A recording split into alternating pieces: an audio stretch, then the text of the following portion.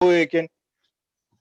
All right, week 17 on the It's Personal podcast.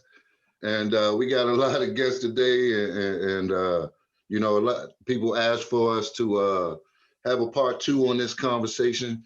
So we had a lot of people anticipating, um, um, part two of the relationships topic here. And you requested that we got the female voice, and I feel like we did that today. So I'm gonna give everybody a chance to introduce themselves. I'm gonna start out with our, crew. We got Mark Smith, my big bro, Andre, Tweet Wallace was having a big dog. I'm all right, bro. Mike J. Right. Let's get Mike to J, it. what's happening? Let's get to What's it. happening? All right. What's happening, E Reigns? Peace and blessings, good people. Good to see you. We have Raina Smith back today. What's happening, Raina? Hey, Happy New Year. Happy New Year. Happy New Year. 2020. And today, and also I'm Kay Staten, founder of It's Personal. Um, but we have a lot of guests, and I want to get to them. They're far more interesting than I am. We're going to start with Letitia. Yeah. How you say your last name? Eb. Ebb. Yes. Letitia Ebb, thank you for being here today. Sure, no problem. Thank you for having me. Hey, so I apologize. Can you tell us a little bit about who you are? Sure. Well, my name is Letitia Ebb, and I am a native Washingtonian. I have two young adult children, 20 and 24. Was married for 21 years. I am recently divorced as of January 2020, so pushing up on a year now. Thank you for having me. I'm glad to be here and contribute to the conversation. And thank you for being here. I'm excited to hear your perspective. And we also have Shiree Wanza. How you doing, Shiree? I'm great. How are you? I'm doing pretty good, Can you tell us a little bit about who you are? Who I am, native Arlingtonian. Mhm. Went to school with most of these guys on the podcast here. Background professionally is in commercial lines insurance. Personally, single, never married, no kids, four-legged little dog running around here. That's it. Very good, very good. I'm glad you can be here. Your perspective will be equally appreciated. Thank you. Thanks for having We me. have Samantha Leach. I believe her last name is pronounced. Is that correct? Correct. Thank you. I got that one right. So, can you tell us a little bit about who you are? Yes. I too am a native Washingtonian. Grew up in Northwest DC. Currently serve as a community leader and work in mental health services and social services, where I have an organization that provides mental health services and social services to hard to reach and hard to serve communities in the District of Columbia.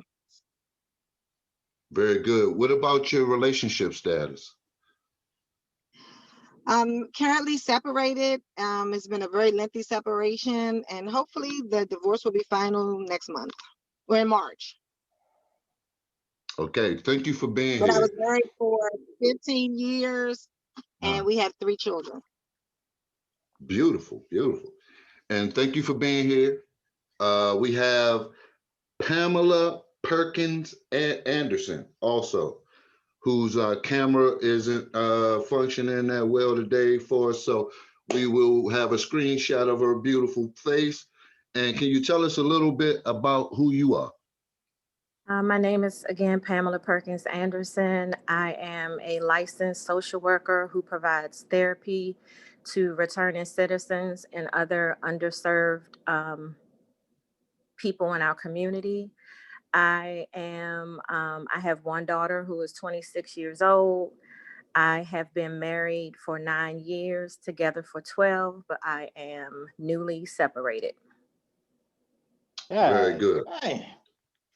Yeah, Mike. We're gonna get there, man. We're gonna get there. Let's He can't even keep make him it through alive. roll call. Can't even make it through roll call out here. Knew it wouldn't be long. Yes, we can make it through roll call. But hey, listen, man. But before I throw this piece of meat in the lion's den, I wanna read a statistic that the president, Brother Mark Smith, pointed You out didn't to introduce me. April. I went and You didn't did introduce some. April. What Yeah, you say? you just You left didn't introduce April April. hanging. She on the seesaw, like, what's up? Oh, my bad, man. Your girl Y'all know too. my saying, players, fuck up. Hey, so listen, man. And I I'm talking about your apologize. personal shirt. I'm And about she to take it been, off. hey, listen. Hey, It's no, personal, Kenny. all jokes aside, I'm glad we had this moment because April has been a supporter from day one, and I want to point that out in April. I appreciate that. I hope you know I appreciate that, sis. I do. Appreciate that. You've You're been there from day one supporting and everything we do. But anyway, April, tell us a little bit about who you are. I too am a native Arlingtonian. I've been married happily 3 years together, going on 12. And no shade to nobody else. And I appreciate the invite and look forward to the conversation. I'm glad you're here, man. I really am. Thank you for being here. You're welcome. Again, I want to read this statistic that my brother pointed out, and it'll fall in place. But I just wanted to point out the pay scale in America. The pay scale study found that Black men reached the peak earning at age 59 with a median salary of $80,000, while white men hit their peak 4 years earlier, making on average 104 grand. This is likely in part due to men of color being less likely to move up the corporate ladder like white men. And I just wanted to point that out because when you talk to women and you talk about what they look for in men, I just like to read statistics of the realities of what's going on out here. You're looking for this guy that doesn't commonly exist, and so me and my brother was talking about that. I'm gonna give him a chance to elaborate on that. I just wanted to read that. But go ahead, bro, Eric. Peace and Reigns, take the blessings, good floor, people. brother. Hey, good job, man. Listen, like Brother Kenny was explaining earlier, we had a really juicy show a couple weeks ago talking about Black love, and obviously we ran out of time, and we got the perspective from our men, so we got a couple women on here. But with that being said, it kind of came down to a couple of I guess questions or points that we want to kind of touch on today and get you ladies' perspectives and add anything else that you want to add. But so I'm gonna call out a couple of things here, and then we'll address them one by one. You guys each get an opportunity to share your opinion and your perspective, and then we can all jump in and elaborate as well, and go back and forth and have a good conversation about it. So the basis of the conversation basically stem from just wondering where are we with our Black relationships? Why aren't Black women getting or staying married? All right, this is based on some of the research some of us has done, and that seems to be a stigma, if you will. One of the other sticking points that came up was, do women really know what men want? I'm not going to say too much about that. That's just one of the questions. All right. One of the other things is why don't Black men want to marry anymore, and what's in it for the men? There was another question that came up, and a good sticking point was, why do men have to bring more to the table in the relationships than a woman does? I'm sure you guys are gonna have something to say about that. Another one was, why is it up to the man to dictate or provide happiness for a woman or make a woman happy. And last but not least is, why do we cheat? We as in men and women, not just men, because it goes both ways. All right, so that's the basis of it all. Kenny, I'm gonna throw it back to you to get the show popping. Thank you, Eric. Hey, man, that's the basis of how the conversation went on the last show. And like Eric said, we ran out of time. I'm gonna pass it to. I'm actually gonna start with Samantha, if you don't mind, and I want you to talk about, you know, if you don't mind personalizing it. I want you to talk about, relationships in your experience.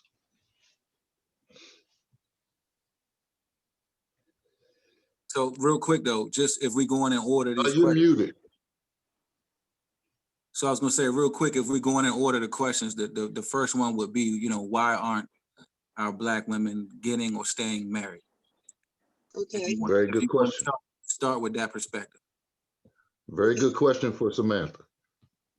So, so from a personal perspective, I would say, because I was raised in a house where there was a healthy marriage, that was my experience. And so I raised to appreciate and respect and honor the institution of marriage. And so even when things were happening in my own marriage that I knew would constitute divorce, I didn't leave because of my honor for the institution of marriage. And so, but it just started to get disrespectful. And I'm to say that men, in my experiences, they just seem to get lazy boy chair comfortable.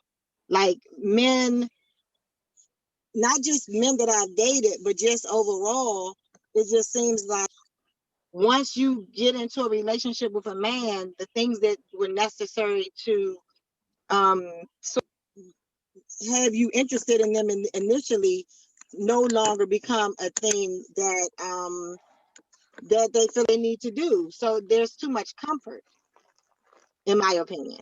So in my marriage, I think that was a lot of the issue. It's like there was no real effort put into keeping things healthy and progressing, and there was no real progression, in my opinion, regarding like his growth and my growth together. We were growing separately, but not really growing together. And just that complacency began to be a turnoff to me, because I was in a space where I was doing things to help him develop and to help him become a better person. But when it was time for me to pour into myself, he was intimidated by that. And he couldn't understand how, no, it's my turn. Like, I've spent years building you up, making sure that your business was thriving, making sure that you had the things that you needed. And now I need to focus on myself. And it wasn't until we separated that he understood how important that was and how wrong he was for trying to make me feel bad for taking the time to invest in myself. And so I would say that in a perfect world, I would have stayed married. We just grew too far apart. Like, it just got too bad. And when he wanted to come back, I was already over it. Like, I had totally become like void of emotion for him. And so I do believe that you can just wear a person out. Like, you can take a person's kindness for weakness and don't realize that they're progressively getting to the point where they don't have to be with you. And that's what it was for me. Would you say you fell out of love? I would say I fell out of love over time. And I would also say that I realized that the more opportunities I gave him to come back, the more disrespectful he became, because we teach people how to treat us. So, you know, for him, it was like, oh, I can leave, she'll take me back, not understanding that the picture for me was so much bigger than him. It was like, I don't want to model this for my children because this wasn't modeled to me, you know. And unfortunately, there was a pathology for him, just like there was a pathology for me. The pathology for him is that there was never any healthy marriages in his family. He never saw anybody in a relationship, in a healthy relationship, a man and a woman living in a home together, raising their children. So he left a lot because he was always left as a child. And so what I said to Eric earlier was that you can do one or two things when you see things that you grow up with, any of these behaviors that you witness. You could either decide that you're going to do the exact opposite, or you're going to pick up the behaviors and emulate them along the way. And so we just are people who even had to make a choice, and he didn't make the choice to do what was different, you know. And I created an environment for him where he could have absolutely thrived in it, even though that was not his reality growing up. But he just fought it all the time, and now he wants it, but I don't with him. Yeah, It's tough. Yeah. What was your next line of questioning, E? Because I mean, I got a lot of questions. For Sam, or you want to get to give anybody else an opportunity to hit this same point, or you want to move on to the next one? Well, I wanna before we move from her, you know, Sam, would you say that in your particular situation, your marriage was it failed, for lack of a better term? I don't want to be offensive. I'm not offended. It failed because of him solely, because that's what it sounds like. I would say that I think that we both contributed to it. I don't think that I contributed to the marriage failing though, because I was always working on the marriage working. And I don't take responsibility for things that are not my fault. And even in discussing it with him, you know, if we talk about things that I could have done differently, he would say something like, oh, it was the way you talked to me. Well, if you know my personality and you know the person I am, I'm not going to just talk to you any kind of way for no reason.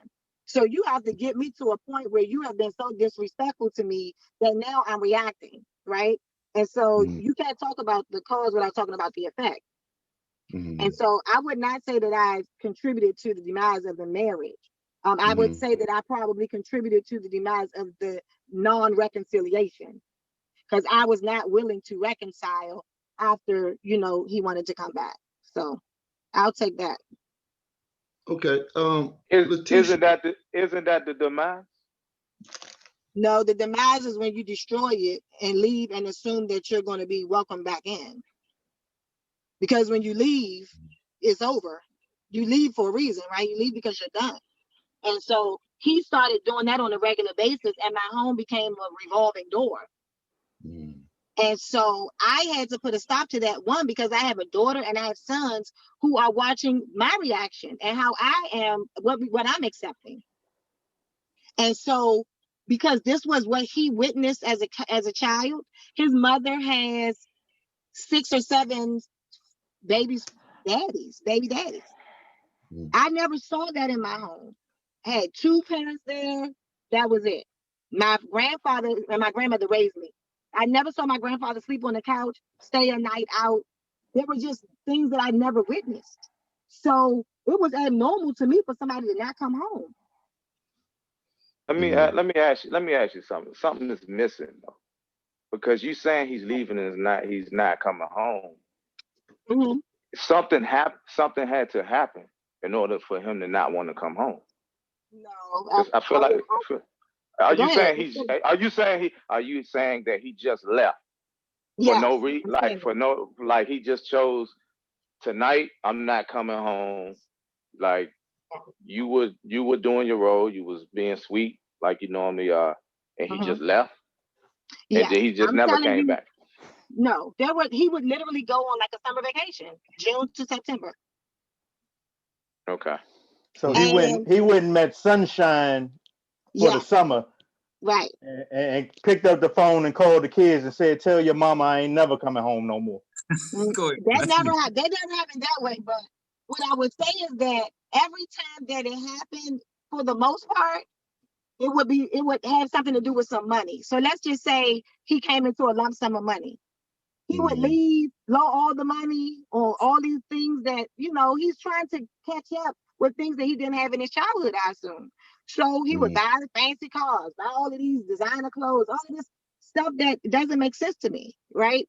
And then when all the money was gone, he would come back home. I mean, he would still have his 9 to 5, so he would have that. But the other thing that I think was really turned me off is that when he left, he would stop taking care of the kids. And I don't have any respect for men that don't take care of their children. Because again, that was not a part of my reality growing up.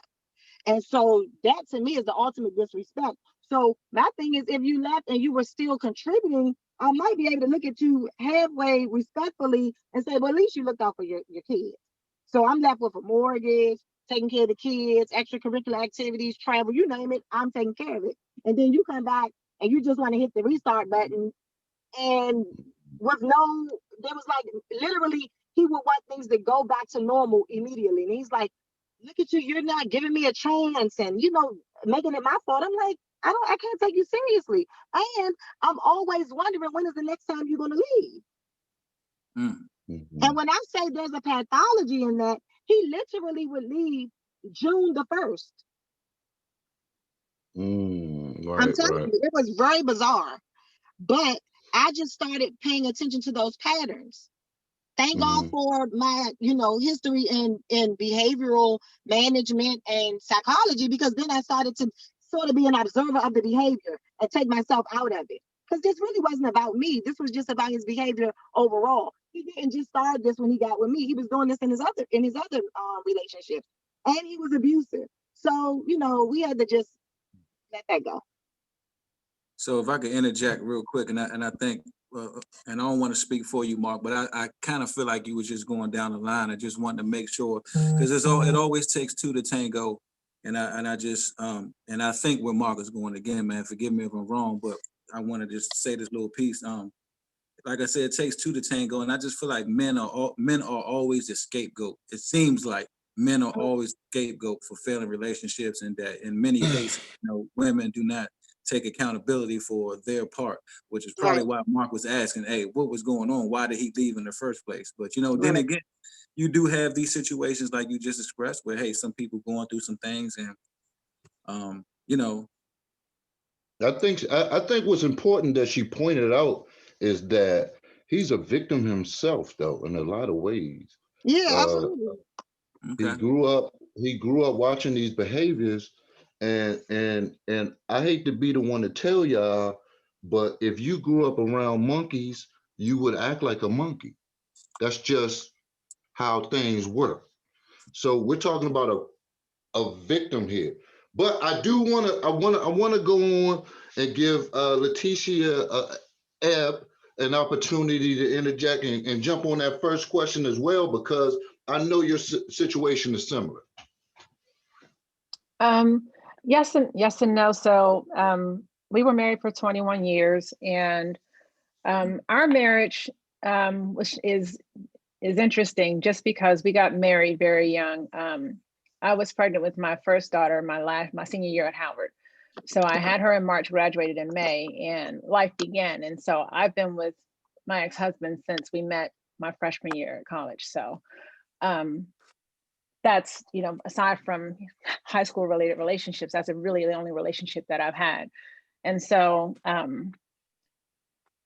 that relationship was broken from the beginning, and that we tried to put a relationship together because of a child that was coming into the world. The reason why it stuck, I think, so long is I really fought for our marriage. Now, see, I didn't grow up in a household that had 2 parents, but I believed in the Institute of Marriage. I believe in relationships working as long as you try to make them work. My grandparents, I had 2 sets of grandparents on my mom's side because my grandparents, her mom and her dad had gotten divorced and got remarried. But my grandparents, the ones that were together, loved each other dearly. And I saw that there is an opportunity to have a long-lasting relationship. So I had a slightly different upbringing, but I did not have relationships that were loveless around me as I was growing up. So his parents were together, and they are still together, but they had a very, I would say, different type of relationship. So there wasn't a loving relationship that was there. It was a cohabitation type of relationship. So you can have parents that live in the same household, but don't exhibit the type of relationship that you may want to model as you go into your own relationships in the future, or the marriage that you want to have. So like Samantha just said, you either embrace the environment that you and emulate that behavior, or you decide that you're going to be different. I decided that I wanted to try and make a relationship work and have my daughter be in a household with both parents and attempt to make that relationship work. There were things that both he and I did being very young, early on in the relationship, I think that damaged us moving forward. My ex-husband, we were in our early 20s, he liked to hang out. He liked his boys. So he was gone a lot very early on. So that created a dynamic of me constantly badgering him about being available to help take care and help me. And then when it came down to career progression, we're both very ambitious, but I always had to kind of go second place when it came to things. And it was always sort of, I had to wait. Like he went and got his MBA first, and then I could go get mine, but mine came with conditions, whereas his didn't. Then he went and got his PhD. And when he did that, he didn't ask, he just said, I'm going to go do it. And you have to take care of the kids. So by this time we had 2 kids. But at the same time, like I said, there were things that I suppressed a lot in our relationship to kind of make do and just kind of be a wife and a mom and to take care of the kids and to just be present, without voicing a lot of my opinions up front or voicing my frustration up front. So a lot of that built up to a period of time where we literally went to a really volatile stage, and then tried to recover from that as well. So I took us to marriage counseling like 4 different times. And by the time we get to like the 3rd session, he always quit. So there were some embedded things there that he was going through and that he didn't want to face relative to both our relationship and himself personally. And so because we could never overcome those things, we never really could get to a place of, I would say, true happiness and bliss in our relationship. It got to a point where it was extremely toxic and I decided to leave. So it was more so for my health and well-being. Also, by this point in time, my girls are grown. And they have been a part of a relationship that didn't give them a good example of what a husband and wife should look and feel like as they look to build their own relationships. So it came to a point of both, one, my own self-worth, my own self-health and mental health, as well as being able to show them that you don't have to stay, that you can also decide for yourself that you deserve better and that you can have better. So there were 2 reasons for exiting that relationship. And then there were things I found out afterwards which actually kind of contribute to the fact why he wasn't as present as he could have been. So, but those things stayed hidden throughout our relationship, but they damaged it. So there were a lot of embedded things that led to the demise, if you will, of our relationship, but we parted technically on good terms. It wasn't anything that we could fight for that was still left. There was no substance still left. It was just 2 people cohabitating. I lived in a basement for a year before I left, for instance. So there were a lot of dynamics that were not dealt with. And then because he was not willing to come to terms with that, I couldn't help him do that. And I could no longer shoulder that weight for the entire relationship and keep trying to pull it along if he wasn't going to come to the table and really help me build that cohesion and be a true partner in the relationship and helping us overcome the issues that had built up over time. Wow. Very well said. You on mute, Kenny. So, you muted, brother. And I want to just note that I'm not putting blame. I think we both had played a part in that relationship, both whether it was deciding to stay and creating a negative environment by trying to continue to make something work that just could not work. Me during a period of our relationship being in a hateful place because I've started to really resent him because of the way that he constantly treated me. There was a lot of mental abuse. And so there were things that I built up and withheld, and that came out in a very negative way during a period of time of our relationship as well. So there were things that I think I did as well to kind of badger him and maybe beat up on his ego a bit for a period of time, and then, you know, again, but there's That is both two actually sides what to every story. Yeah, I'm sorry? that's what I was actually saying. I was actually saying what stood out to me in what you were saying is that you took ownership in the beginning, talked about the damage that you both created that sustained in the relationship. And, you know, I can certainly relate to that for sure. Yep. I want to give everybody an opportunity. I want to go around once, but we're going to give everybody an opportunity to speak a little more. But I wanted to jump to Shiree.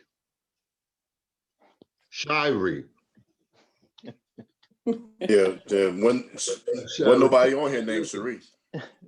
Not one person. Hey, No, Shy say she gonna get the butter knife out on you. You keep playing with her out here. Yeah, don't hurt me. Hey, but I wanted you to get on that first line of questioning from a different perspective. E, what was that first question? Yeah, I was just going to bring that up because although the Sam and oh man, I'm having a brain for Letitia, y'all both shared some interesting stories. We still want to get into when you sum it all up, you know, it's basically where are we in our relationship? You know, why aren't we getting married and why aren't we staying married? You guys gave perfect examples of what you personally went through. And I guess that those are very detailed circumstances, but just the bottom line is like, I don't know if you can bottom line it because we all got different situations here, but that's basically what it is. Why aren't we getting and staying married? All right. Can I jump in real quick on what you're saying?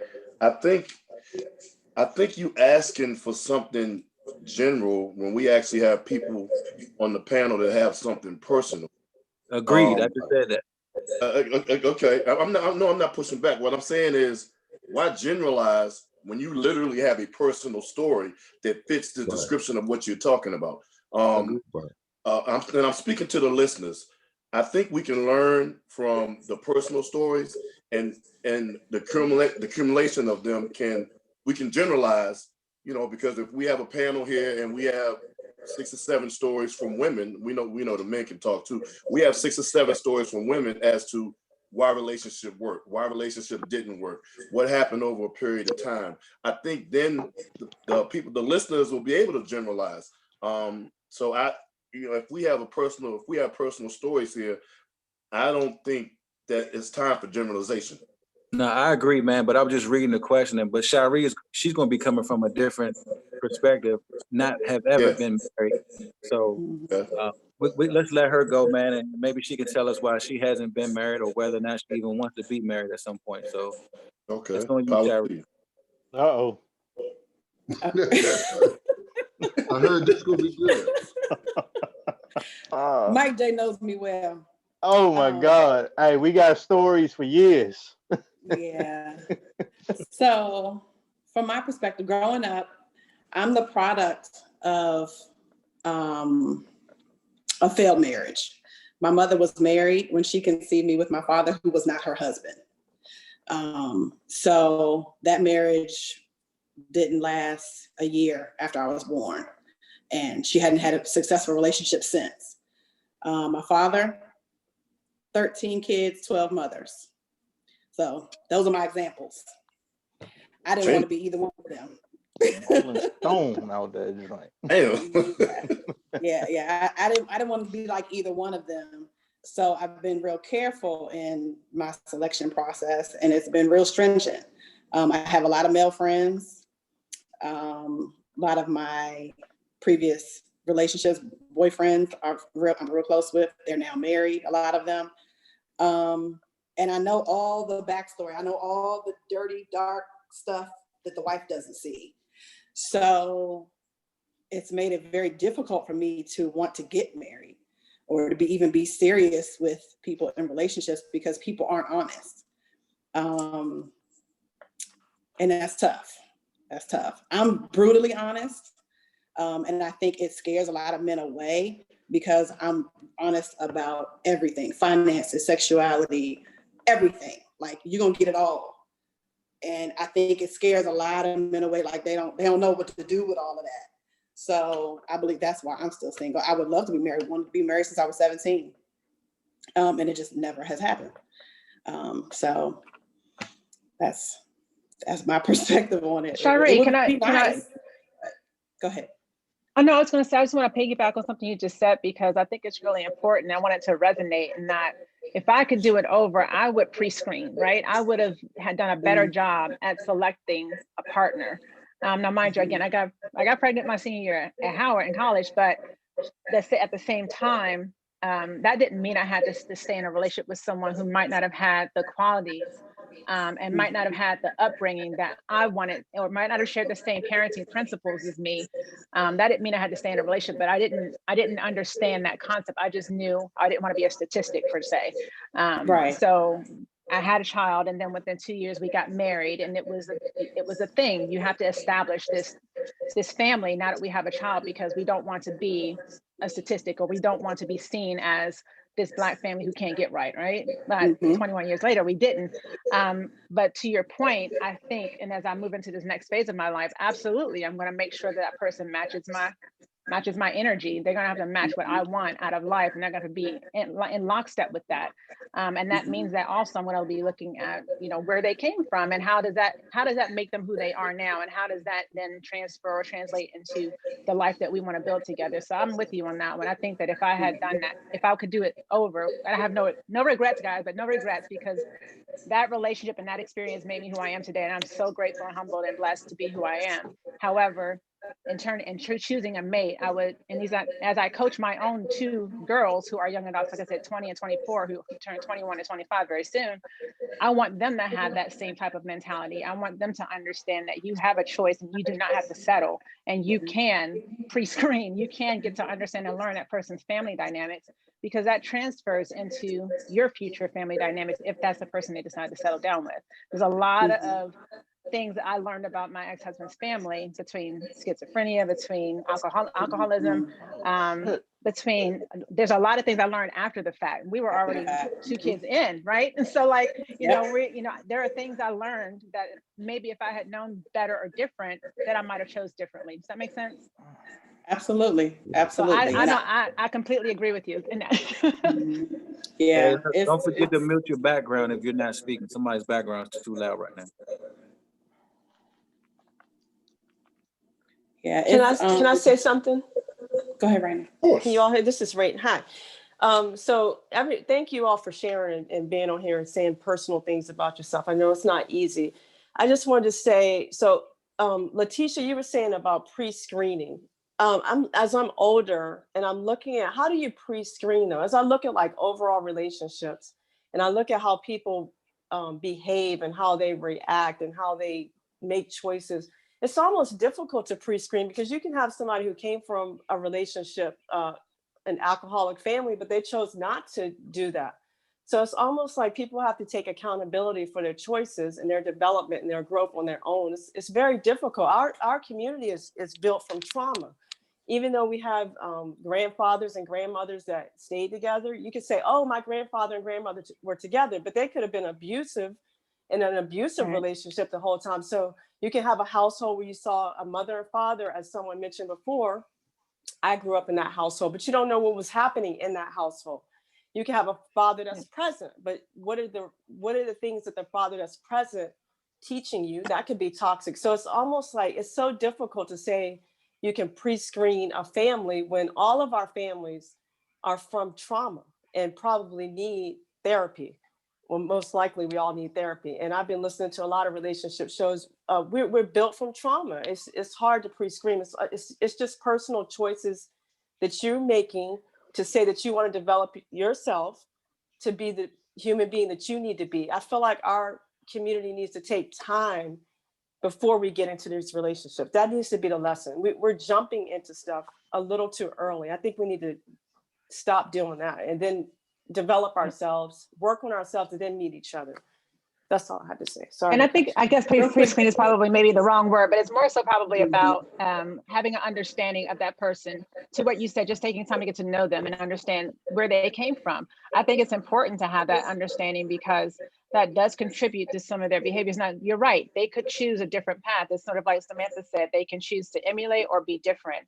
For instance, and I say that about my ex-husband, learning about that, but even on my side of the family, my mom's side of the family, I believe my mom, great grandparents, they were, I guess she would say that they were alcoholics as well. She chose not to drink. My mom doesn't drink.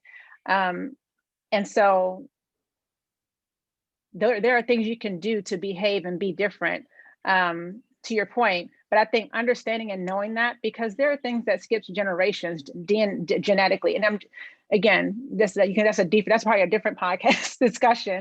But I think you do have to have an understanding of where that person came from. Yes, we all come from trauma, but as my girls try to understand why their dad doesn't have an emotional connection with them, they sat down and had a conversation with them and started to try and understand, well, how are you brought up? Like, what was your dynamics like with your parents? Because we don't know why you don't have that same, we crave a relationship with you and we lived in the same household with you, but we don't get that emotional side of you. Why is that? And now they're learning because of the way he was brought up, that he doesn't know how to do that in a way that they want to receive it. So, but they're asking questions now, but they are very curious and inquisitive because we've had those conversations, so that as they transition and start to look from their own mates in life, they know what they're looking for, and they know how to ask those questions too of the person that they are looking to have a relationship with. You know what I mean?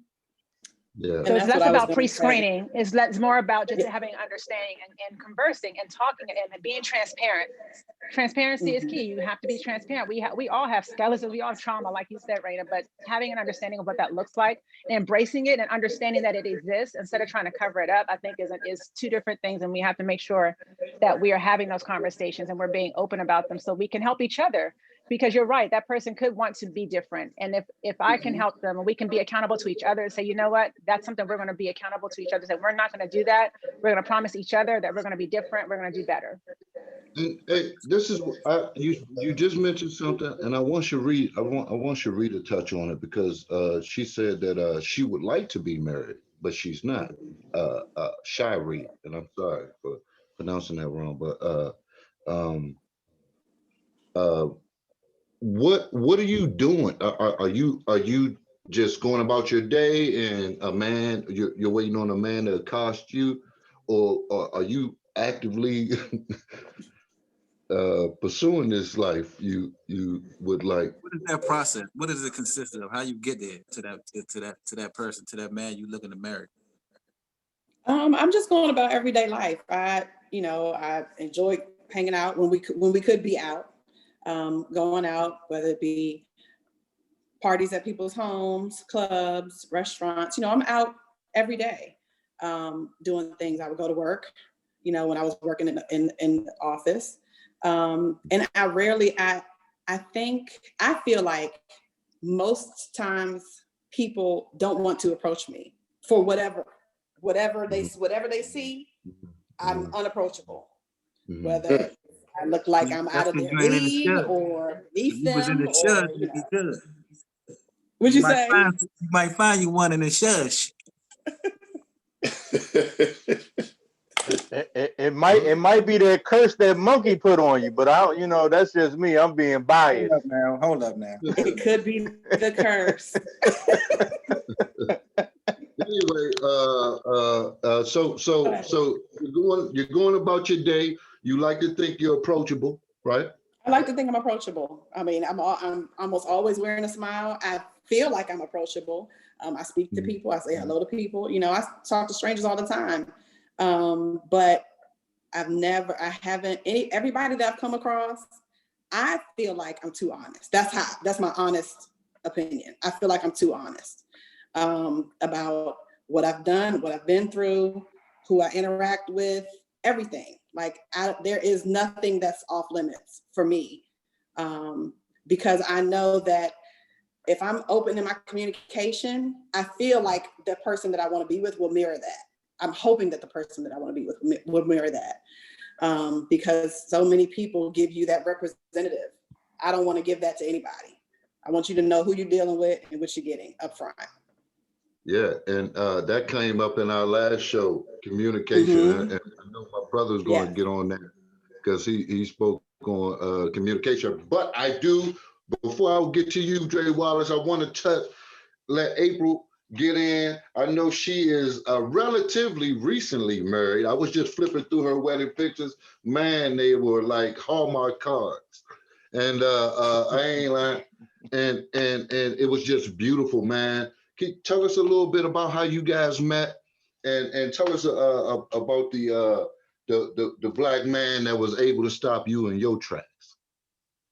And before I go into that, I kind of wanted to piggyback on what Shari and Letitia were saying in terms of absolutely.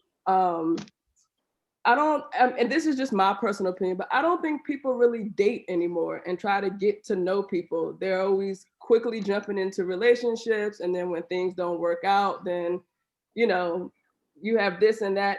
And then the other thing to kind of piggyback on what they both said is that we all have our own baggage and skeletons. And if we don't deal with our own issues and our own traumas and our own, you know, how we were raised, we have all of our baggage, he has all of his baggage, and then we're coming together with all of our baggage together, trying to recycle through that to then get past that, to then have, you know, a healthy relationship. And I was talking to a mutual friend of most of ours not too long ago, and I was telling him that, you know, until we learn how to deal with our issues and our, you know, skeletons and our, you know, traumas, we won't be able to come into a relationship healthy, because we're still dealing with that. And we're also trying to deal with our partner's issues and baggage and trying to, you know, recycle and cipher through all of that to then be able to deal with one another. But my husband and I met online.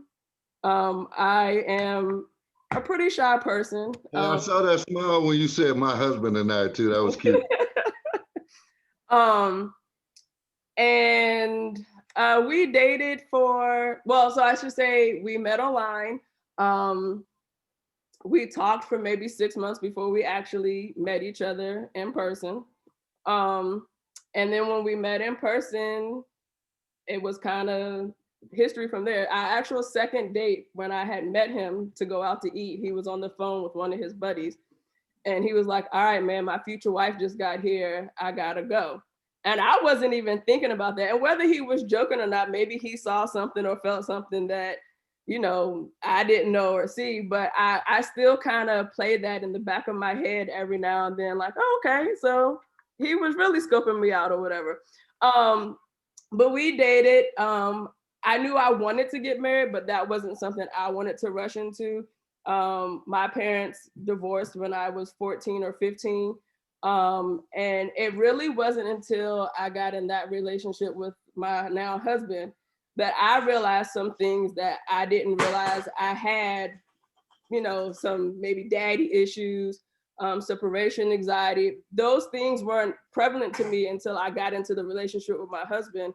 And certain things would happen. I'm like, but why am I triggered? Or why is this? Or why is that? Not to put all of his business out there, but I could call him and he wouldn't answer the phone. And I immediately thought that he was mad at me and we were done, all because he didn't answer the phone. But that was something that I saw growing up, or, you know, something that I had, you know, kind of had an image that I had, that when we got in an argument, that was the demise of our relationship. And it had nothing to do with him. That was all on me. So kind of going back to dealing with our own issues that can then, you know, translate into the relationship. And so, like I said, yeah, we didn't jump into marriage. I knew that at the time that I was ready to settle down. And I wanted to also to be on his time. I didn't want to feel like I was rushing him or pushing him to marriage if that wasn't something that he wanted to do. And then, you know, we kind of have a failed relationship then, because he kind of did it out of pressure as opposed to wanting to do it because he wanted to do it. Very good, very good. That's nice. Hey, so how is tell us about your marriage. Is it prosperous? Do you think was it a good idea? a bad idea? Definitely. I'm like I said, I'm happily married. It is work. If anyone tells you that it's not work to be married, they're lying to you. As I'm sure some of you guys who are married or have been married, know and understand. I call it almost my third job, second to my first job, and then my 17-month-old. But Right. you also kind of, you both have to want it and you both have to work hard at it. We have our ups and downs. I would say more ups than downs. Thank God for that. But you just kind of, it goes back to the whole dating aspect, getting to know the person and know who you're marrying versus just quickly jumping into a relationship, into marriage, and then you're still trying to figure each other out. And I think that may have been something that helped us. We were together 8-9 years before we got married, and lived together majority of that time. And so when we got married, it wasn't like we didn't, not to say that things didn't change, because they did, meaning, it was blissful and, now I could really say this is my husband. But in terms of having to get to know him, like there was nothing to do from that standpoint because we already knew each other. If that makes sense. Good. I too am married, so I can relate to a lot of that. I was dating my wife for 5 years before we got married. So we didn't just jump into the whole marriage thing. But I want to get to know Pamela Perkins Anderson before I give my brother Dre Wallace the floor. Are you with us, Pamela? I'm here. Yeah, and I'm glad your voice is so soothing since we don't get to see your face. You want to tell us a little bit about your experience and relationships and maybe touch on a little bit of what you've already heard? Sure. So I've known my husband since high school. We did not date in high school. We were just really good friends. We fast forward many years later. Opportunity presented itself. I was single. He was single. There was always some fondness, I would say, between us. Where we liked and respected each other, and so we started to date. We dated a little over 2 years. So we met in 2008. We were married in 2011. I think one of the things that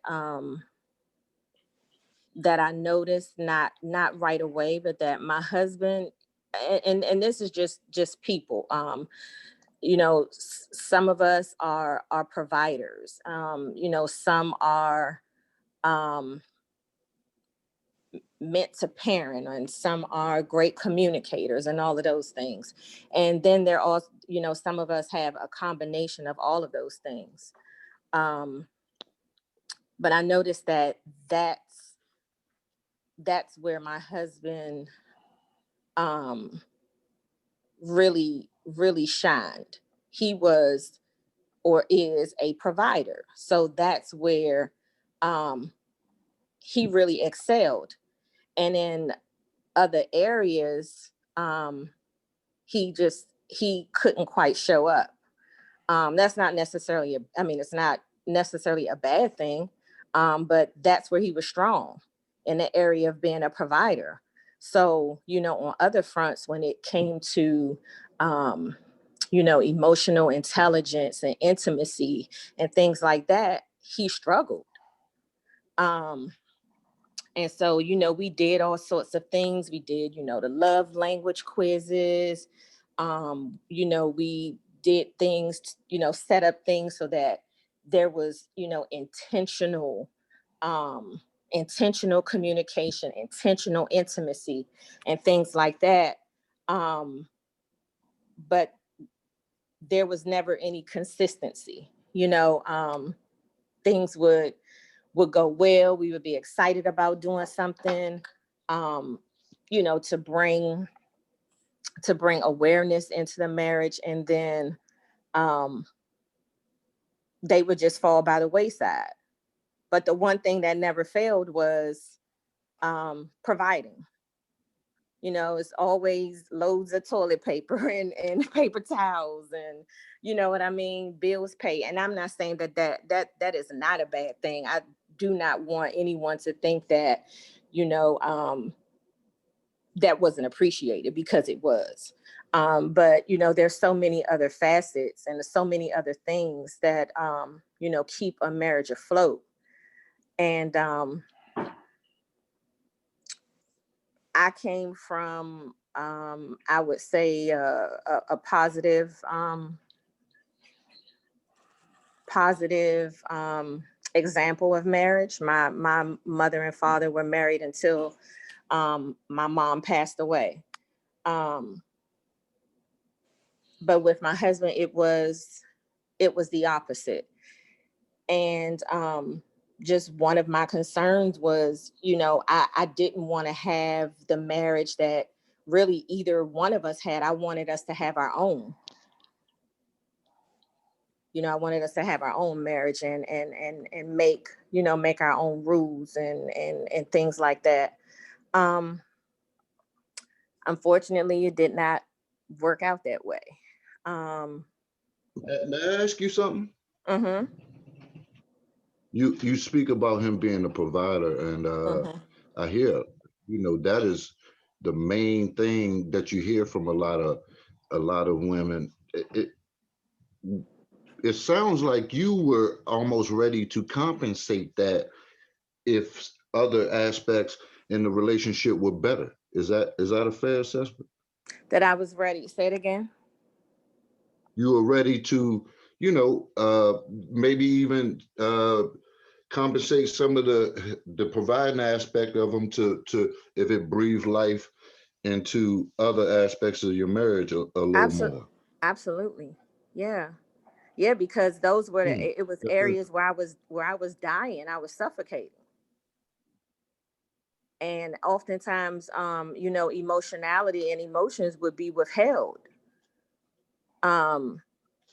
Because, you know, that's something that is, you know, that is very important to us. I mean, I can't speak for all women, but for the most part, we appreciate someone who has, you know, some degree of emotional intelligence. You know, there are times that we need that.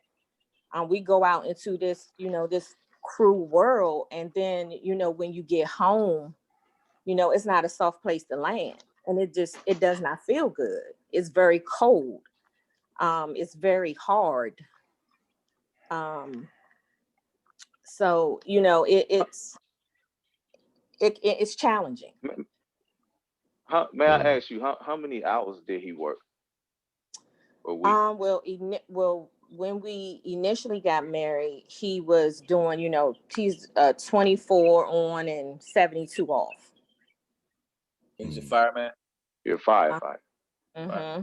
And then that changed to where he was doing, you know, 8 hours. He you know, transitioned to another position, but still in the fire department. Mm-hmm. So I So got he a worked question. the I got a regular question. 40. I got a question. You said he didn't have the emotional intelligence.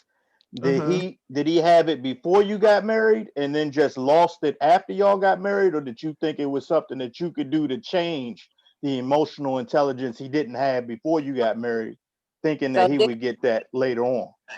So this is the part where the consistency I was talking about was lacking. So in the beginning, like, this was a guy that would write letters. Oh, he could finesse the panties off of you. He could do, he would write stuff for his friends. He just knew how to put words together. Edgar Allan Poe out this motherfucker. Okay. I mean, he would play, you know, he would put, because I'm a music lover. Like I say, amongst my other love languages, music is my main love language. So he, you know, would, you know, put together playlists of when we went on dates. I mean, and then about maybe 3 years into the marriage, all of that stuff just dwindled. And I'm not even saying, like all of that was needed, because when you like the young lady mentioned, when you get into a marriage, it is work. But the one thing that we didn't have that a lot of other couples, have that, tend to be sometimes a deterrence, is not a bad thing. We didn't have small children. Mm-hmm. We didn't have that. We didn't have, all of the other things that kind of rob you from, making time for one another, or having to fight to make time for one another.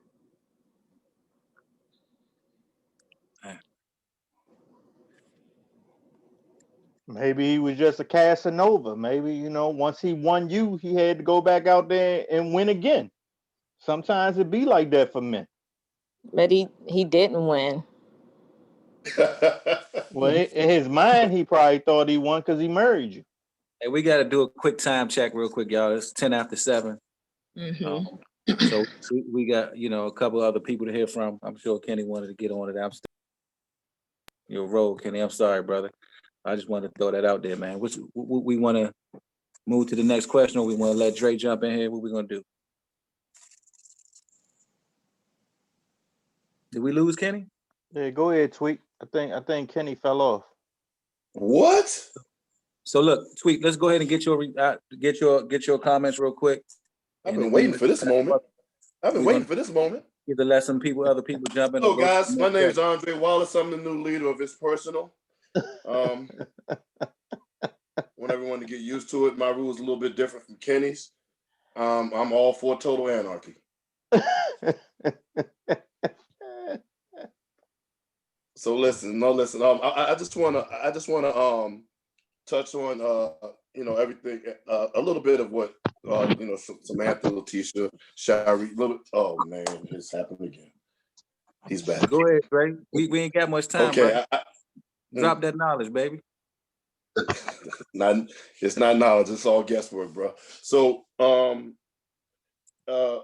think we talking about, and I'm speaking to the audience because I appreciate all of the personal perspectives, and like I was telling Eric, I take each personal perspective and I try to formulate something and put it out for the public.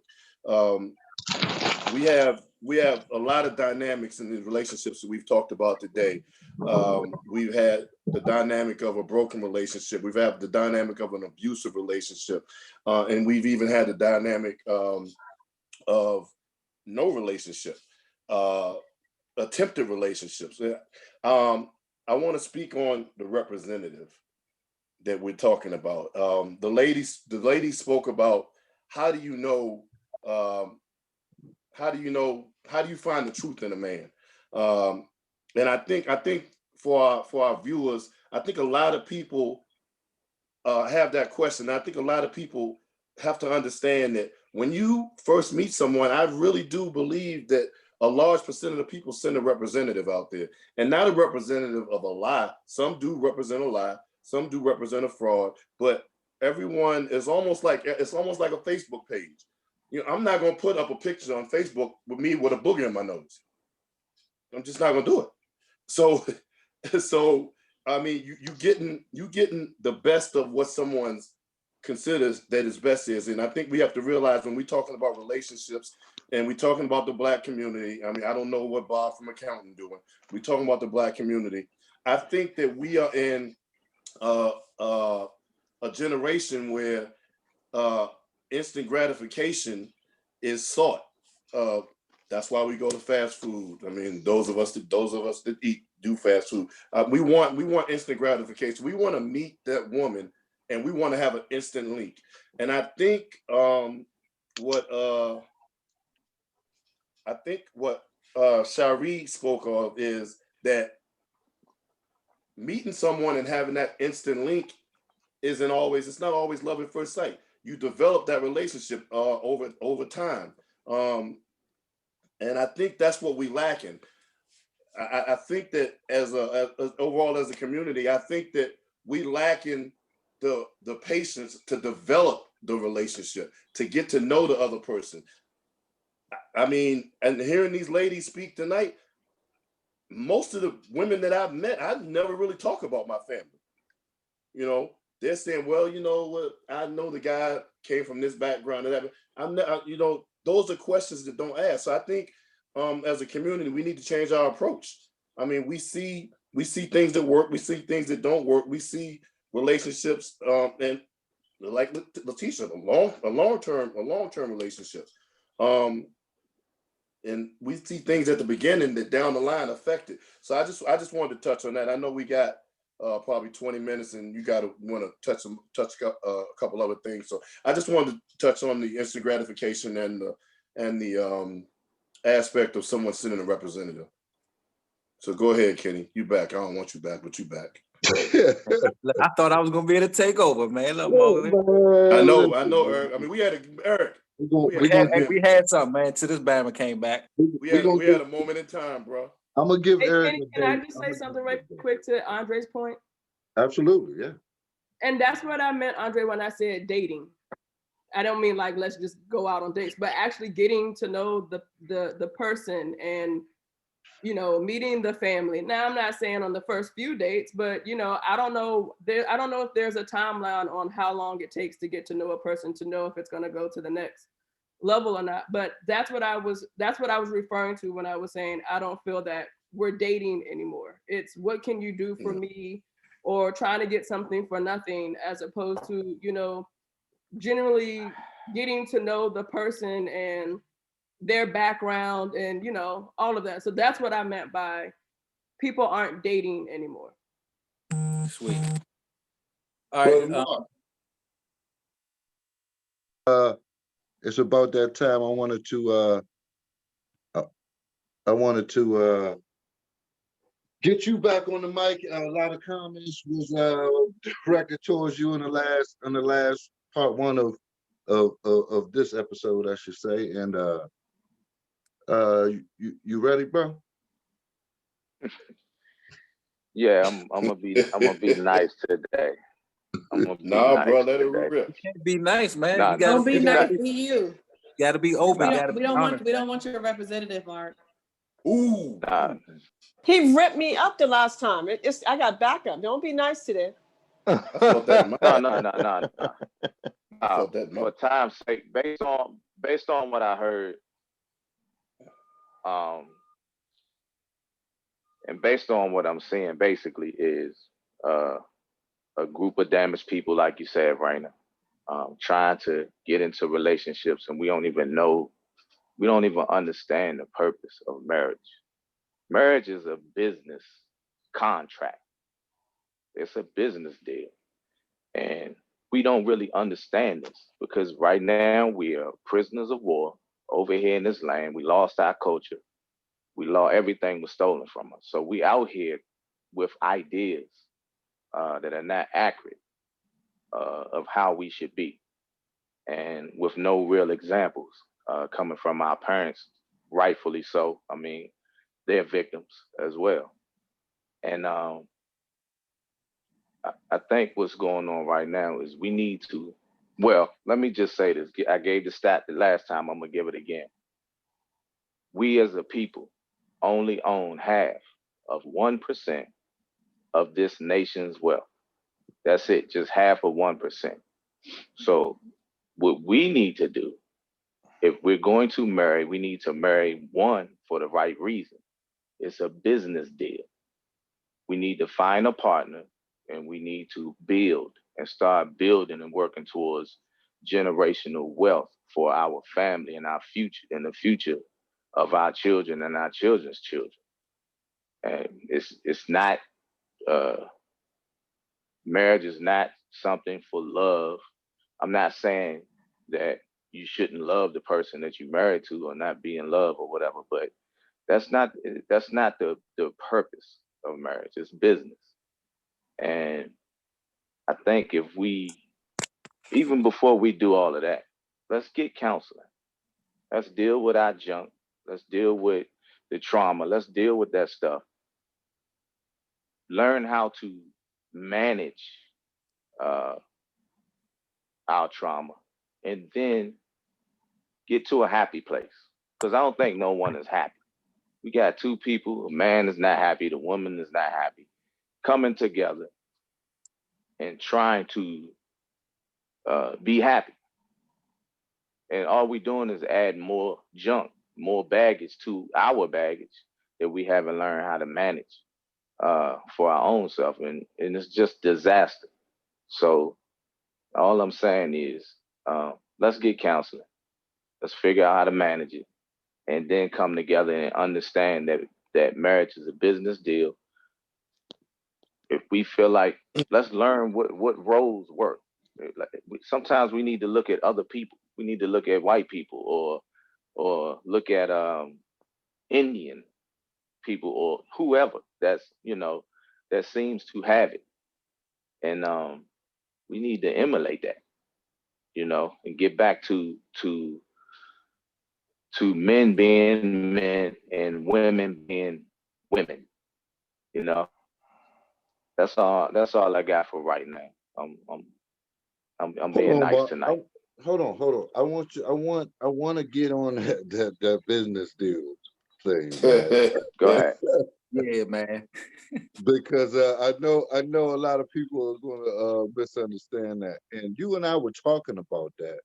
About I told you I watched something on Facebook the other day where the brother was standing in the living room, and I think for the purpose of where I'm gonna go with this, you'll understand why I'm saying this. He had very meek, surroundings.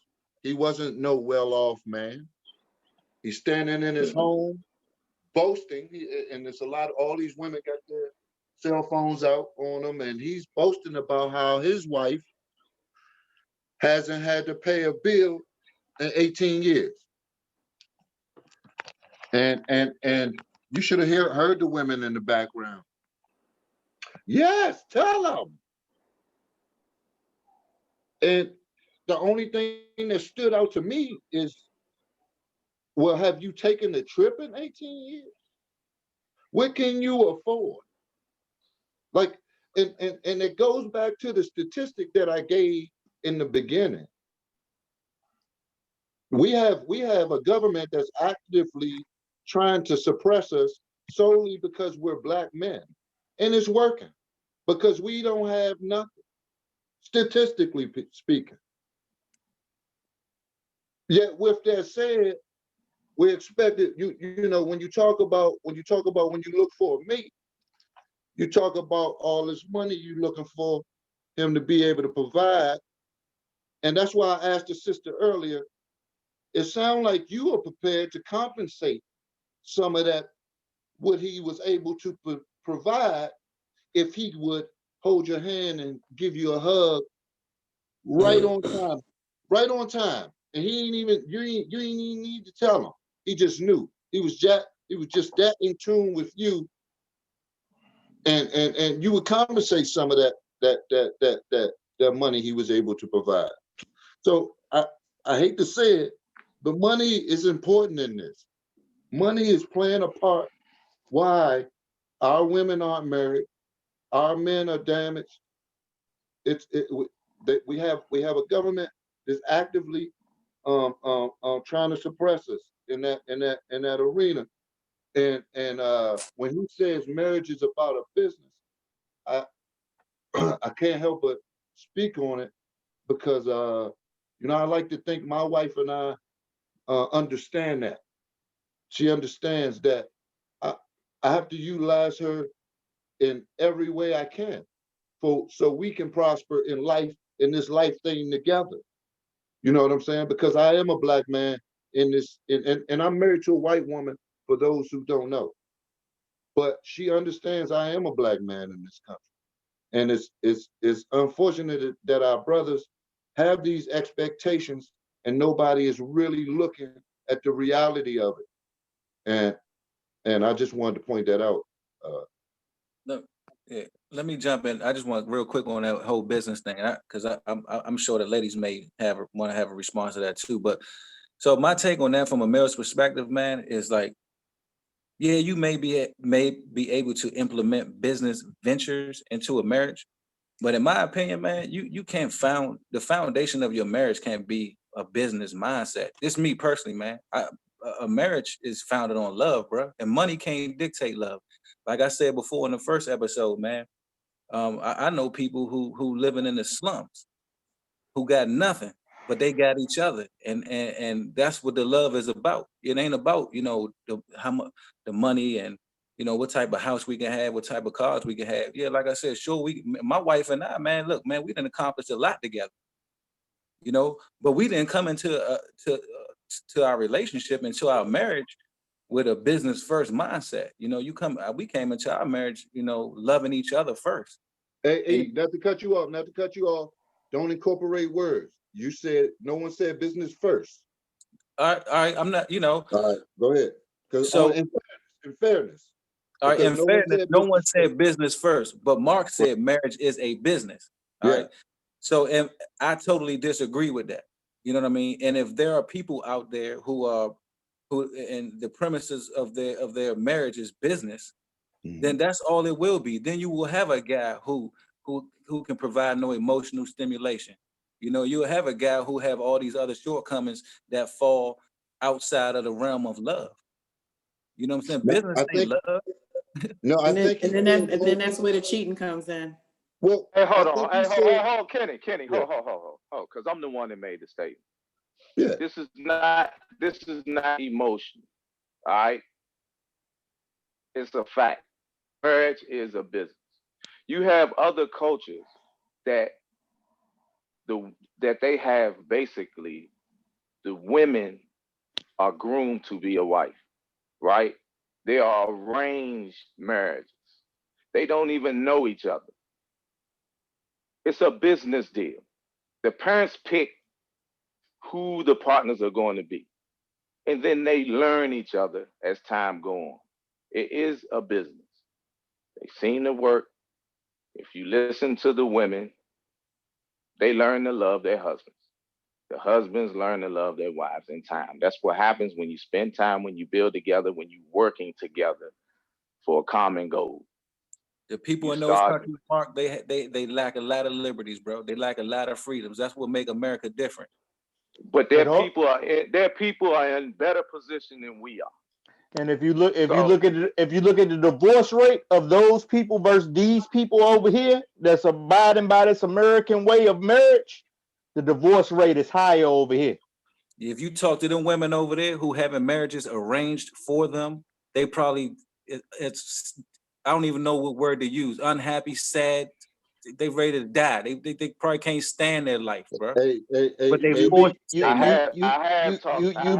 be surprised that the percentage ain't that high. Yeah, I was gonna say I've spoken to one too. I actually did a job. I did a job for a lady that was in an arranged marriage, and she told me, and I quote, "You learn to love them." Exactly.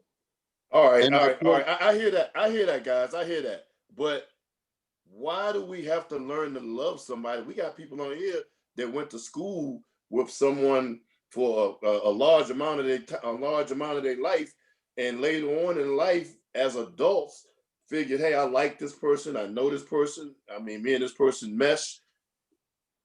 I love this person. So isn't that learning to love someone, getting to know someone? Do we have to be put together? Right. No, you missing the point. The point I'm making is they decided to get married. The marriage part is business. That's all I'm saying. They already loved each other.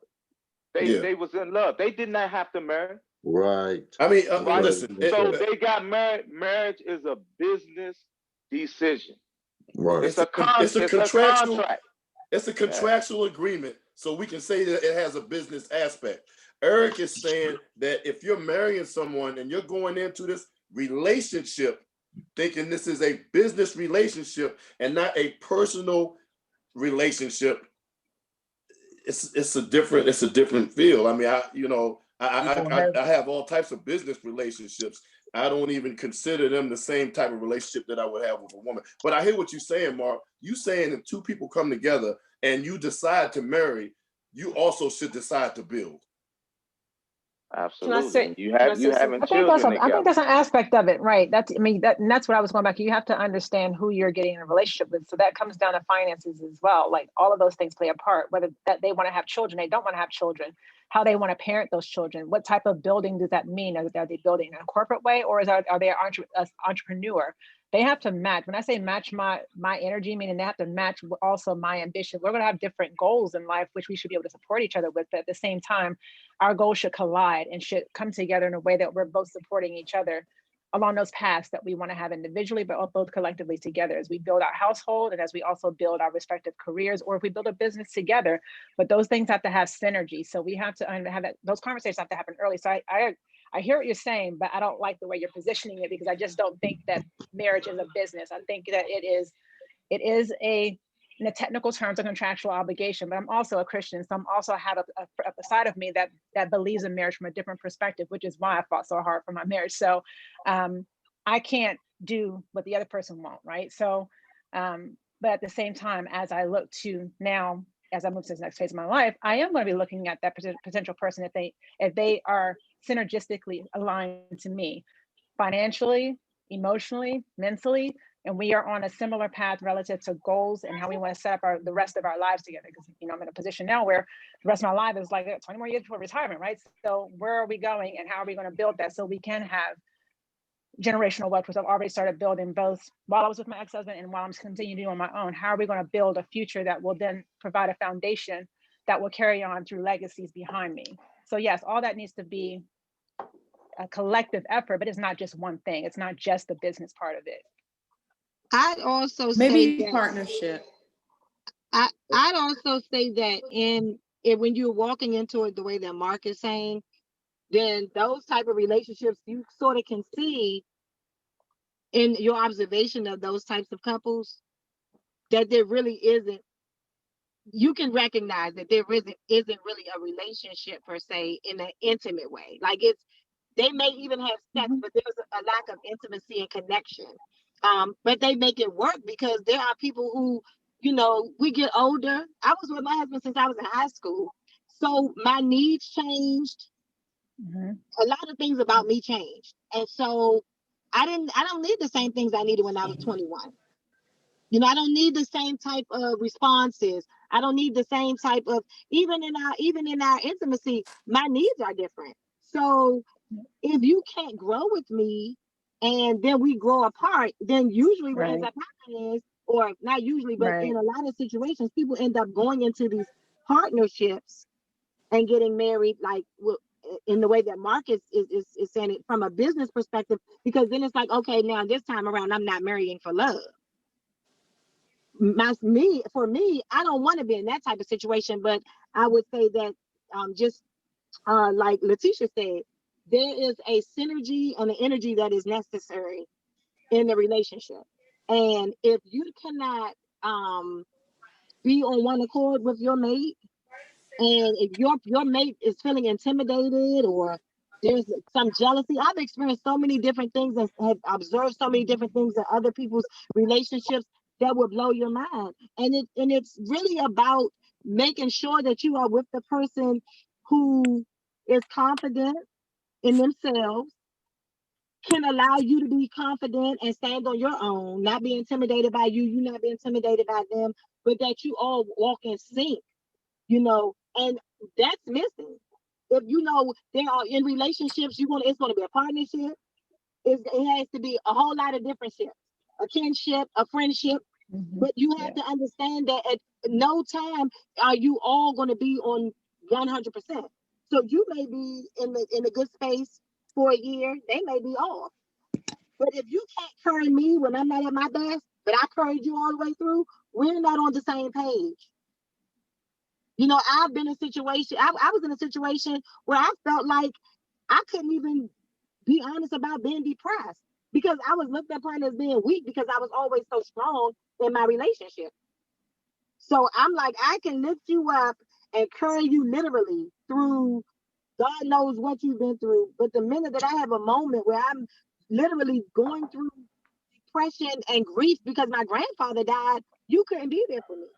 Like, we have to get to the place where we understand the importance of carrying one another when it's necessary. You know, and so to your point, Mark, I'm saying that I think that when you get into a partnership or like a business deal, you lose all of that because it's just about business. It's not about compassion. It's not about love. I don't even know that emotional intelligence even plays a part in that because you're there for one reason, and that's to grind. Well, look, all I'm saying is when you marry in the United States, it's a business contract. It's a fact. I'm not here to talk about how we feel. I'm telling you, it's a fact that it's a business contract, which is why you right now and whoever else got a divorce had to buy your way out of it. It's a contract. That's what it is. It's business in the United States. You all became buy your way out of it. What do you mean by that? Right, because I didn't buy my way. I don't understand that. So it's free? Pay for divorce papers. Divorce was free? I mean, well, I guess you mean the $100 you pay to file the paperwork. You mean that part? Yeah. You pay for a marriage license too. You pay to get in a marriage. You pay to get out of it. It's both ways. You pay for a marriage license as well. So I think that's just everything in America. You pay for everything. You pay for everything. You step out of the house, you spend money. That's what that's what I tell my kids. You step out of the house, you spend money. So listen what I'm saying. I'm telling you, it's a business license. Is what you bought. When you got married, you bought a business license to operate as a business, as an entity. It's a separate entity other than you as an individual and him as an individual. It's a business license. What I was saying Mark, is not that what you're saying is completely inaccurate. What I'm saying is that, much to Eric's point, we are not meeting people. I most certainly am not trying to develop a business. Okay, let's get together, go get a marriage license, and we're gonna grow together. No, we fall in love, then we get married, and that's the reason why we work so hard at it. Because you can get into business deals with people all the time and fall out and just walk away from it. You're not going to do that in a marriage. That's what just happened in your marriage. But just like you just said, you fall in love, you get married, and when you fall in love, get married, according to the percentages, y'all ain't staying in love. Y'all getting divorced. That's what y'all getting married just to get divorced. But Mike J, that's not. I was with the same person for over 23 years, so I understand. I'm not marrying somebody to leave them, but I'm not fighting by myself. So I didn't want my marriage to end. Again, I said I've never observed that type of thing, so I didn't see divorce. But I most certainly am not going to stay in something just so that I can be on the other end of the statistic. Is there something? Is there a Christian side to but maybe since you did the marriage thing in love 23 years ago, maybe this next time, maybe you might want to look at going into marriage for business and just see how that might turn out for you. Well, I'm not going to do that. Can I say something? No, I was going to ask, why do you want to get married? What is it, a religious side to it? What you're saying is not why business. Did I want to? Yeah, why? It definitely was probably impacted by my Christian beliefs, but also because this was my person. Like, I was with him, I was ready to have a family, and this was what I was raised to believe was the right way to do it. And I wasn't opposed to like, I feel like we had enough time to sort of get to know each other, but what I will say I did, I would turn those red flags pink. That's what I used to do. So the warning signs were there that maybe this was not a good idea. The same way y'all were talking about meet the families and do the interviews and all that. There was some things that I overlooked, but now red flags are red. They're like glaring red. So I grew up. Learn, man. Yeah, I grew Can I up. say something? Go ahead, Kitty. Ray. But women don't like to hear about them red flags that we see. They don't want to hear them. I think that we all see red flags. I think that you should not turn the red flag anything but what it is. So if you see a red flag in me, you should go, and vice versa. I'm not saying that it's something that can be fixed. I'm talking about something that you know is a non-negotiable. Then you should not stay, because you're not going to change the person. You're not going to fix them. That's not your job. And I thought that I could do that. Go ahead, Raina.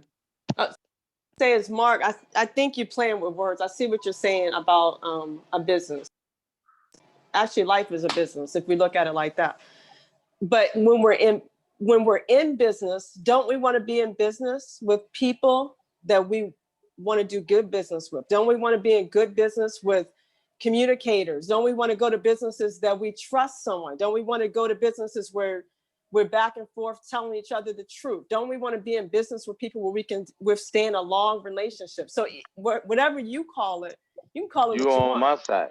So all the words, I see women are getting really emotional. We could call it whatever we want, but we are still looking for, as women, good business relationships, good business. So we want the same thing as when you go into a business, the same kind of thing. We want a withstanding business that's going to stay in place, where we communicate with each other. Customer service is great, where somebody's listening to what I want and they're going to give it to me. Where sometimes businesses have to restructure themselves. You want development. You're not going to stay the same. You might have to redo some stuff and reface it once in a while. We want business to look like our relationship. So we have to do things to make it continue to do that. And so if that's what you want to call it, then call it what you want. But doing business with someone is the same as all relationships. We want trust, we want honesty, we want respect, we want openness, communication. So call it what you want. Ladies, don't get too emotional, because my brother plays with words a lot. But we still want to do good business with people. God damn, the sneak dissing at an all-time high. Listen, I'm not playing. Listen, I'm not playing with words. It's called a business license. A license to do what? I got it. Operate. I think what they're saying, or what they're thinking, is that now you're saying that love has nothing to do with it. It's some relationships don't. I didn't say you did. I'm talking to the ladies. I'm saying to them, even though some relationships are a component of only money or only whatever else comes with it. That is just the fact. So whatever you are in business with the man for, that's your business. But I think the majority of women are looking for good business, which is why we're not connecting, and which is why divorces is happening at a higher rate. So whatever the reasons are, it's not just a component of we want to go in for just to be, in a relationship. I think we want more than that out of it, and we're not getting it a lot of times, and that's why we're not connecting. I think the other thing is that when you phrase it the way that you phrase it, you take a level of emotion and connectivity out of it, which is what I think we're leaning into, which is the part that makes people stay connected. It's not just about a business license or a business contract. Because words have meaning, and when you state certain things a certain way, so I can hear why Raina's saying you're playing on words and you're saying that you're not, because you're being literal. But at the same time, when you say things a certain way, that context is what it's taken as. And so when you remove elements of that context that make a marriage or a personal relationship, I can do business with people that I don't particularly care for in terms of, they might just be different, but we make good business decisions. We make a good business partnership, but that don't mean I gotta like them. Because we make a good business partnership and we connect on that level, we stay business partners, but I don't have to sleep with them. I don't gotta live with them. I ain't gotta pretend to like them. I have a separation of a relationship with them as a business, where I can do business with them. I can patronize them. They can patronize. We can make good money together, and that we go our separate ways. But when I go home and when I'm intimately involved with someone, yes, we have to be on the same page from a business mindset in terms of running our family environment. But we also have to have all those other things that we've been talking about relative to our relationship, so we can be. And again, play on words, or context. It's semantics, how we want to play that. But at the same time, I think we have to be specific and understand what we're saying relative to the word business contract and business relationship, which is where I think we're crossing. Where it's a gray area being made a gray area, and it shouldn't be. I think we should keep them separate, because it's a part of the relationship that has a business aspect to it. Very Let well me ask you said. a I would question. like to say, Can I ask a question real quick? We got a female that wants For to the add for in. the women, real quick. This is for all the women. Do you all think that your parents would do a better job picking your spouse than you? hell no. Absolutely not. Hell No. no. Not mine. Absolutely not. Absolutely not. No?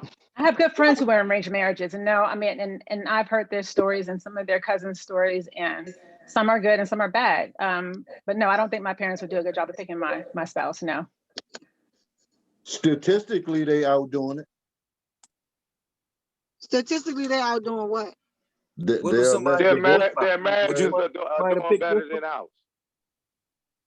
Say what? What? Would you Based want on somebody to what? pick your spouse? I wouldn't want nobody to pick my spouse. Well, here's I the want to pick thing. my own lady, bro.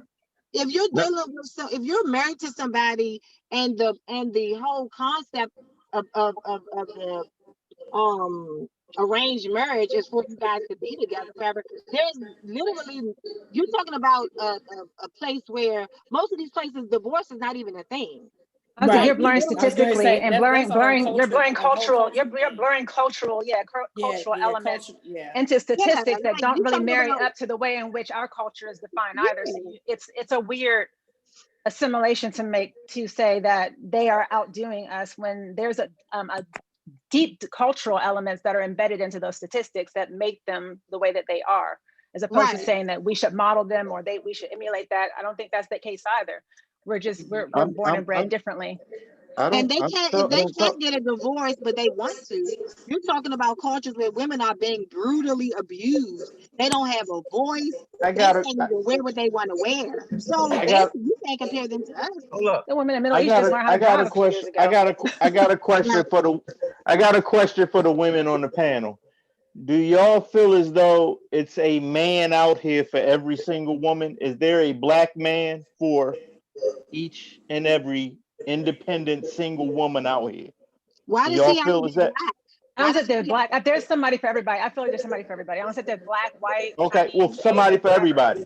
I do. So y'all really feel that way? I do. Yeah. Mine hasn't been born yet. That's a good question, See the though. problem. Hold on. So how can y'all feel as though there's a man for every single woman when there's more women in population than men? I just said mine haven't been born yet. So. Ain't been born yet. Who said that? Pam. Hey, listen. Pam is a cougar. I just want to know how y'all get there Hey, Mike, in your numerology. There aren't enough men for women. There's not. Here's my point, and that's why I speak about statistics. She talks about how I shouldn't bring in statistics, but that explains a lot. I love It data. explains- Statistics are great if you utilize them in the context in terms of I think we were saying there's a cultural statistics. When you're blurring races and cultural beliefs together to try to make a point, I think that's where we're going. But statistics are great. Oh no, And you're right. There are more men than women. Absolutely. There are more women in population than men. So how is there a man for every woman? Probably, Mike. I only brought in statistics. I get 10. Duh. Hey, look, you can't get 10 if I'm gonna get 6. It just doesn't work that way, young man. Man, Hold y'all on, got man. I brought in statistics because statistically we divorce at a higher rate than other races. Can we just keep in mind that with statistics, when it comes to African Americans, they are significantly skewed? Yeah, keep in mind that there's still more African American women walking this planet than men, and most of the African American men that are on the planet are locked up, and the other third are gay. So keep that number in perspective too when you talk about African American women versus African American men and where they are in the U.S. population. I wanted to ask Pam, can you elaborate on that when you say that the statistics are skewed? Can you touch on that a little bit more? Well, for instance, when we talk about the amount of male, or when we talk about the number of African Americans that are incarcerated, that number is extremely high. However, we make up one of the smallest parts of the population. So how can it be that we then contribute to the biggest number of the biggest percentage of incarceration? Divorce rate for that matter, right? Wait, what? So what you Go saying? ahead, say that again. So African Americans, We are the so biggest number incarcerated. That's a fact. right. However, statistically, African Americans do not make up the largest population. There are other races that make up larger populations than African Americans. Well, no, cumulatively, yes, but statistically, singularly, no. We are about 16% of the population. We make up roughly 28% of the prison population. So singularly, yes, but statistically, of course, 28%, you still have 72% out there that are other races, nationalities, cultures, whatever.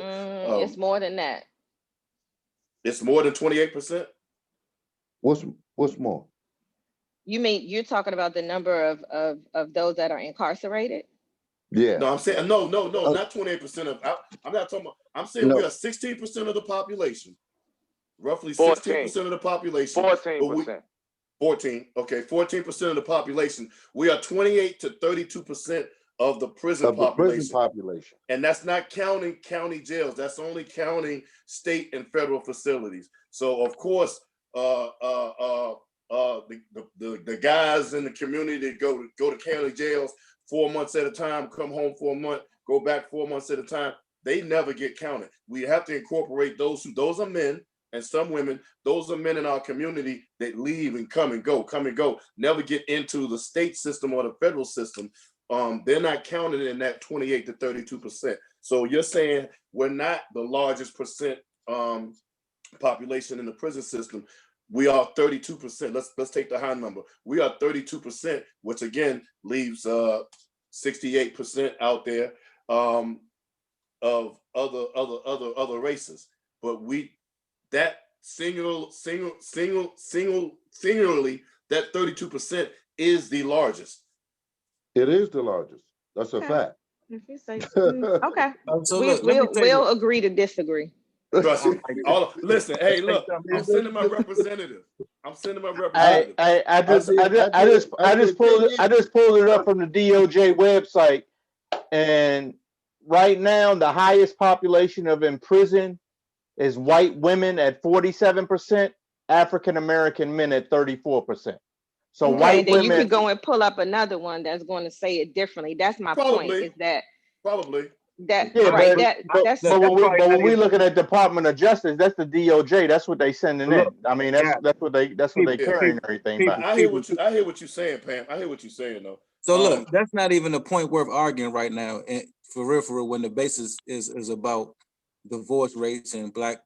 Well, it was leading. It was actually a part of that. I was just giving an example of something. No, I agree with what you're saying. I agree with what you're saying. I agree with everybody saying. I don't think it's a point we should debate back and forth on. We can agree to disagree. The one thing I just wanted to say was, at the end of the day, man, you know, this whole podcast, this show right here was about trying to address, you know, our relationships, our marriages failing. Why? What is the mindset coming into a marriage? What is the dynamic of a marriage? What are we looking for? Are we understanding each other? You know, yada yada, all these different things. And that I'm just kind of, I got so many things on my mind once I said, but at the end of the day, man, I think it comes down to, and I think Mark said it too, you know, understanding what you want out of the marriage. You know, everybody's talking about, you know, knowing the individual before you decide to marry the individual.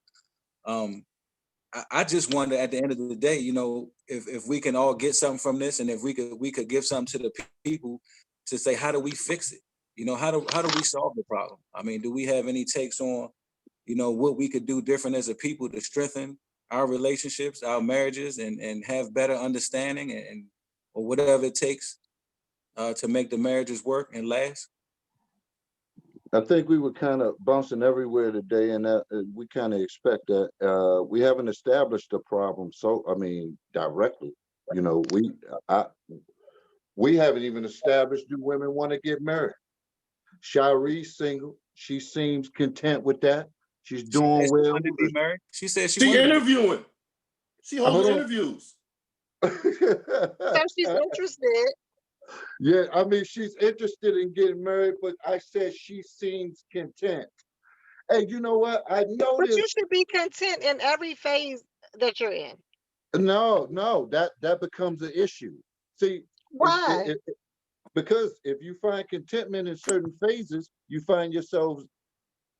I was going to use an example that was on here. I wasn't trying to get smart or anything, but you find yourself living in the basement for a year prior to your breakup. You find you find contentment in areas where you shouldn't have. My wife and I had to apologize to her today for and I quote, not being her peace. We can't find contentment in those weeks that go by, and the married couples here can relate to it, where that tension is there, and you let it, you find contentment in it, and you let it live for a week or two.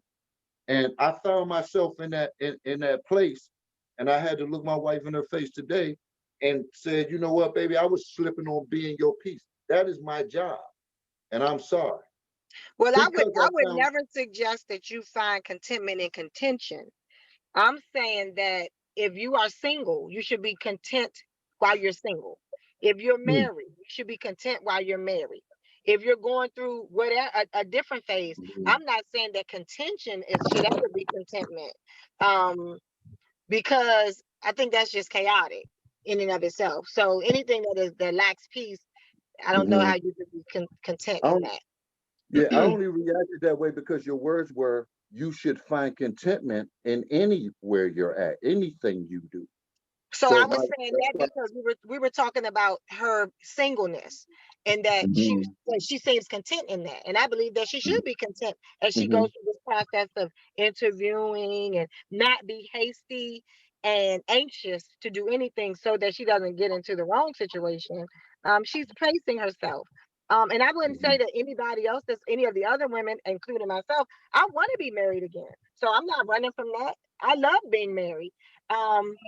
But you know, I just wasn't married to the right person.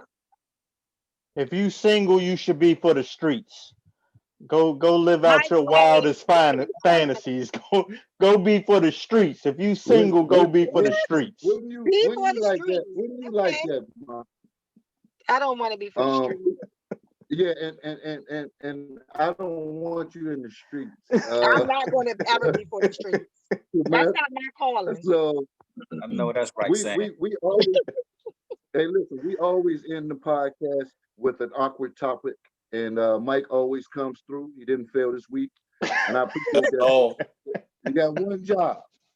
Hey, listen, man, I want y'all to like, share, and subscribe. I need more subscriptions. We want to keep doing what we're doing and talking about some hot topics in our community, and continue to get the feedback we've been getting, man. So I appreciate y'all for being on here today. Samantha, Shy, April, Letitia, and Pamela. I'm sorry we didn't get to hear a lot from you today. But I appreciate you ladies for being here. Part 3. I'm sorry? Part 3. We missed a lot, man. Yeah, man. Talking about part 3. Don't you know it's a whole bunch of women? Hey, we need to get the pastor back here. We need some religion back here. And look, let me just say this though. We did miss a lot of the bullet points that we mentioned early in the call. So I was just throwing that out there, man, because a lot of what we heard from from people being broken and damaged from day one to not understanding who we are, people, and what we want from people, we didn't really get to kind of touch on that. So I mean, it's in the air, but I appreciate everybody's perspective. Absolutely, man. And again, thank I you, ladies. appreciate the women. I definitely appreciate the women coming on. I mean, it's not easy coming out here. I mean, you're in a public forum, airing personal business, but I mean, it's for the betterment of, again, everything that we're trying to do is for the betterment of our community. I can't say how much I appreciate you women coming on here and speaking the way you did, speaking about what you spoke of. We really appreciate that. Definitely. Second that. I definitely second that. Yeah. And yeah, we're gonna have to do another part on this and get more insight about where we going with this and what we're even talking about, man. You know, I love all you family, and we'll see y'all next week. And thank you for don't forget like, share, and subscribe. See y'all next week, man. Peace. Bye. Bye, everyone.